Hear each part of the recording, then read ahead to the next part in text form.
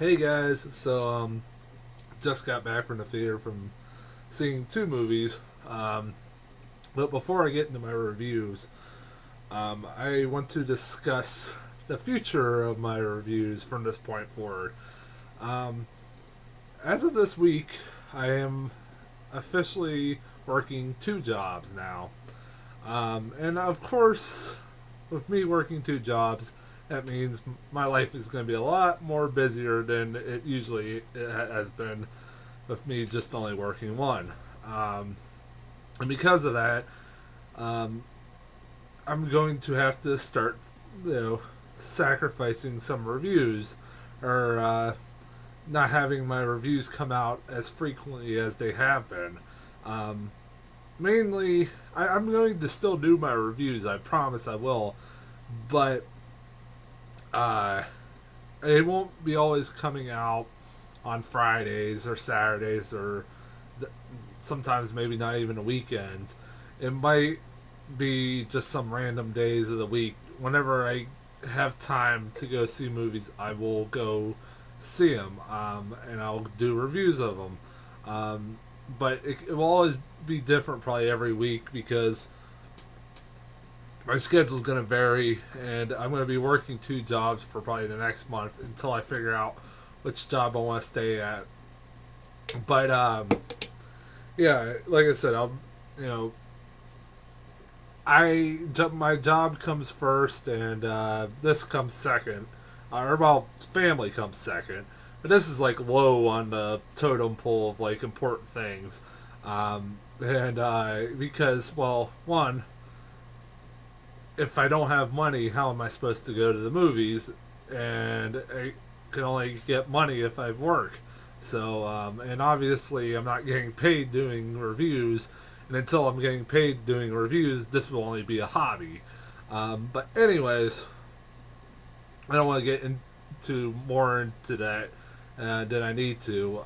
And I want to start talking about the movies I saw today. With the first one being Gravity. Ever since July, in about July or about July, I got a trailer for Gravity, the first trailer for Gravity, and was really, really intrigued by that movie.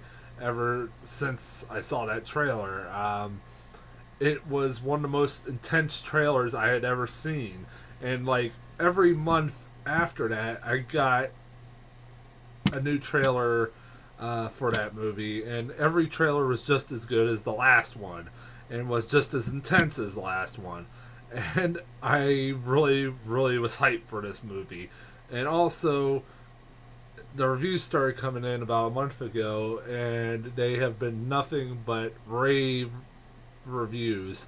Uh, it currently holds a 98% on Rotten Tomatoes, which is really unheard of for movies nowadays, but uh, it is beginning is getting rave reviews, and I think it only has like two critics. I think out only two critics out there have given it a bad review, and honestly, I haven't read the reviews or the bad reviews. I've been trying to avoid the reviews. And when I usually go see a movie I want to see, I really want to see, I try to avoid the reviews, so I doesn't well so it doesn't influence what I think of it. Well, I don't know what I don't know why those critics that hated this movie, that those two critics hated this movie, because honestly, this movie's worth all the hype. This is one of the best films of the year, if not the best film of the year.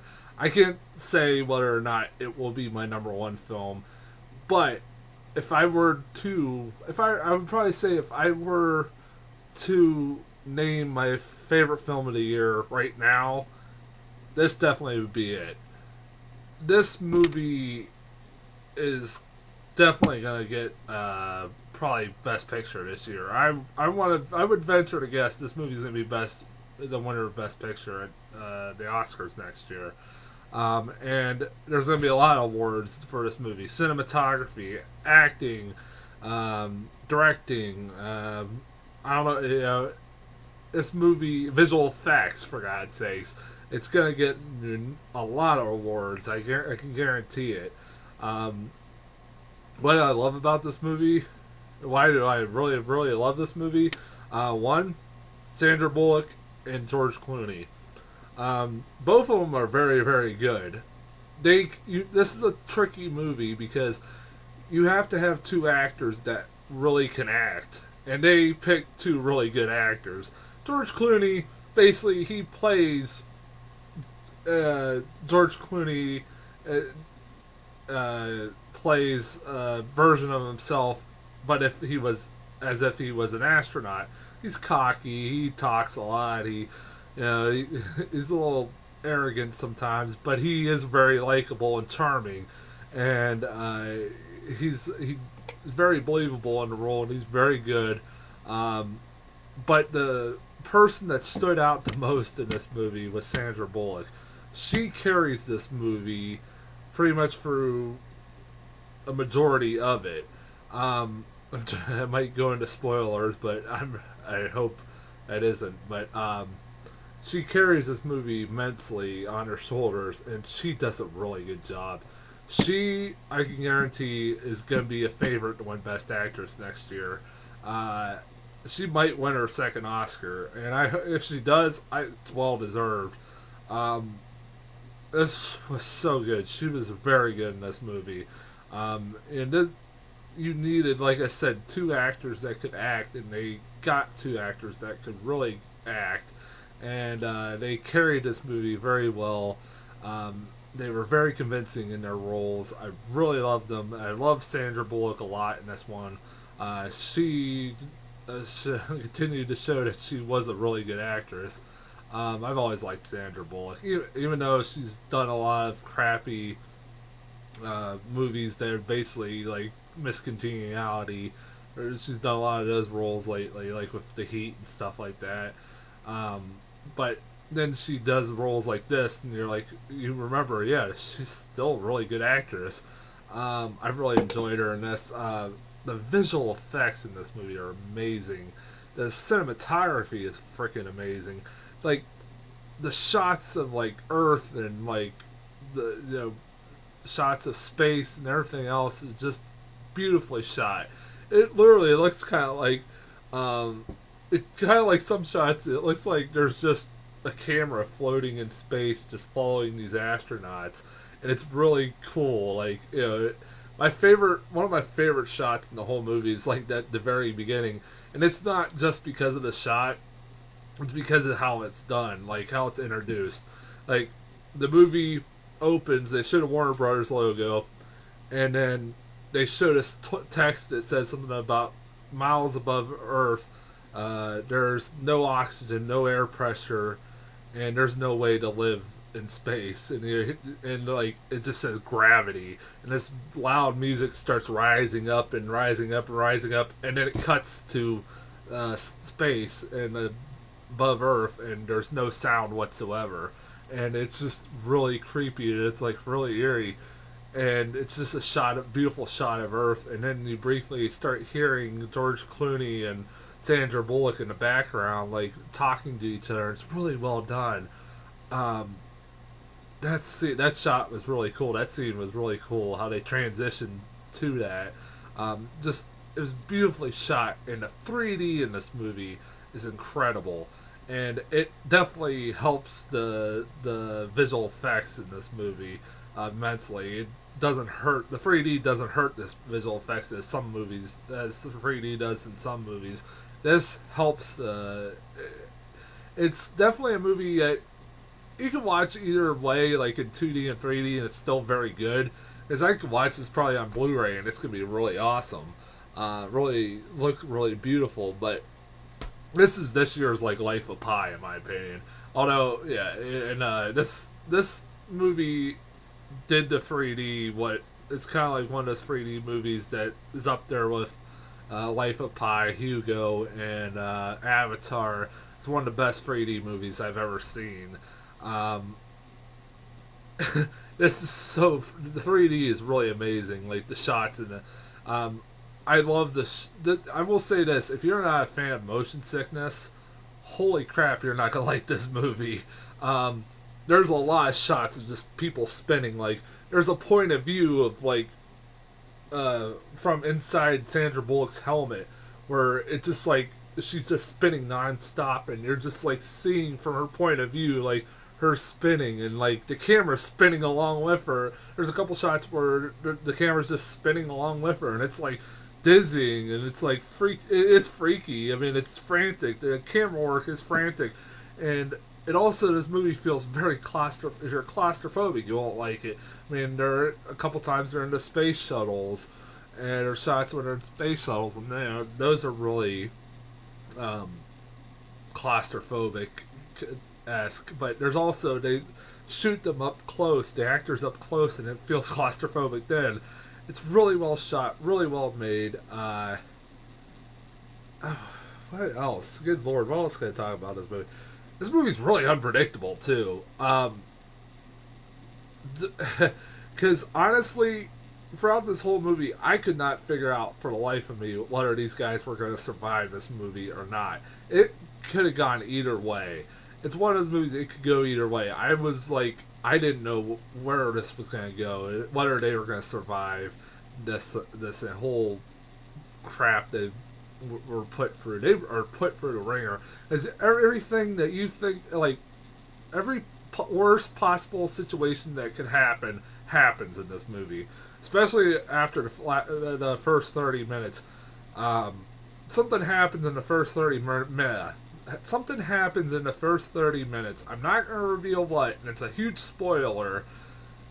Something happens in the first 30 minutes that makes things go from bad to worse. And I can't say it because it changes the movie immensely a little bit, but it definitely makes it just, like, every bad thing that you could think could happen happens. And also, like, that, like, constantly there's the threat of this debris, because basically what causes this whole situation is that there's a nuclear test or a missile test that kind of goes wrong or goes off, or I forget what happens, and it causes debris in space, and the debris hits another satellite, and so once it hits other satellites, it also carries the debris of those satellites and the debris of the missiles along through space, and it crashes into Sandra Bullock and George Clooney's space shuttle, and destroys pretty much everything in its path. And they're always constantly, they have to keep moving from point A to point B very fast in 90 minutes because more debris is coming, and so there's always that threat.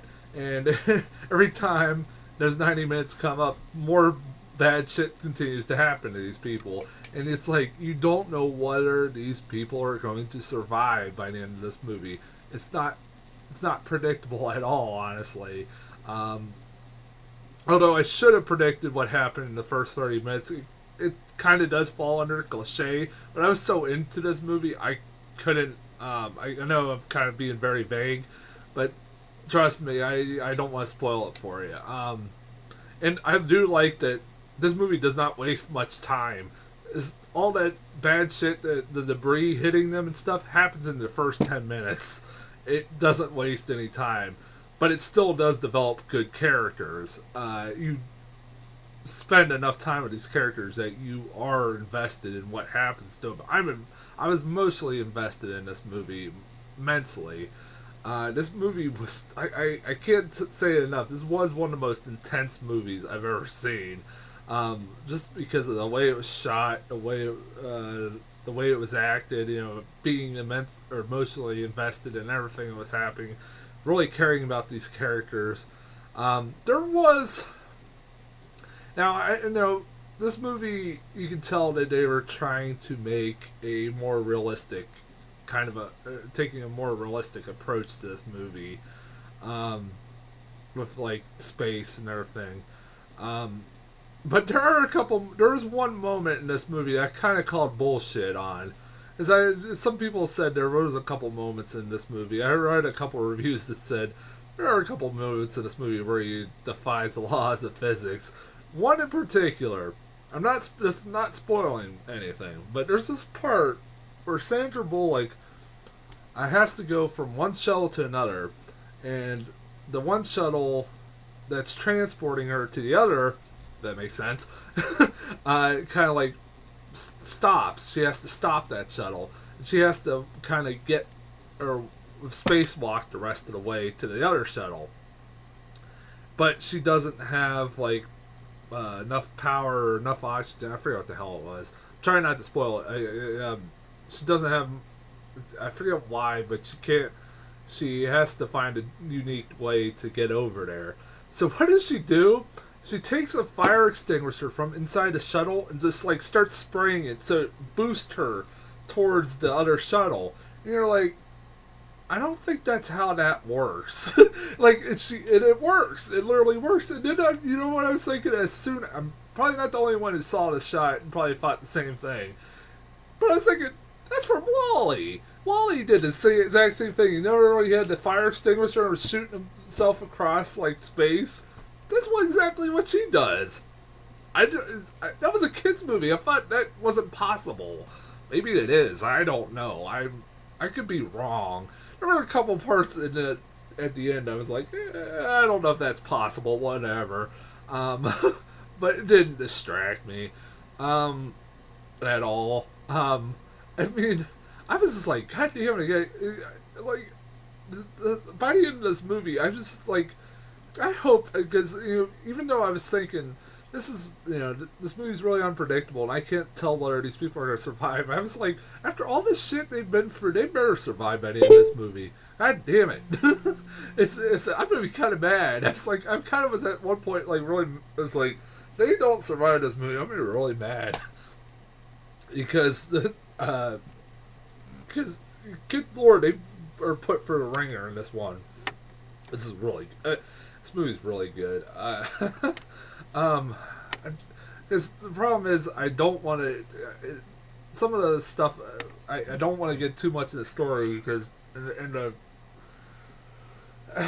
it's trying to avoid spoilers. So I'm gonna try and cut because there's not much else to talk about without getting into spoilers. So I recommend this movie. I really, really, really recommend this movie. This movie is really good. See it in 3D. Or even if you don't want to see it in 3D, still go see it in 2D, and I guarantee it'll still be very good. But the 3D does help. It does. I'm not gonna lie. This is another movie I wish I had a 3D TV so I could buy the 3D version of this. But yeah, go see this movie. This is definitely, other than this and Prisoners, and maybe Don John. If you haven't seen Don John or Prisoners yet, well, actually, no, fuck it. Go see this movie first and then see those two next. Alright? Because this is better than those. Yeah, this is definitely better than those two. But, yeah, go see this movie. I really highly recommend this. I'll be back very shortly with another review of a movie I saw right after Gravity.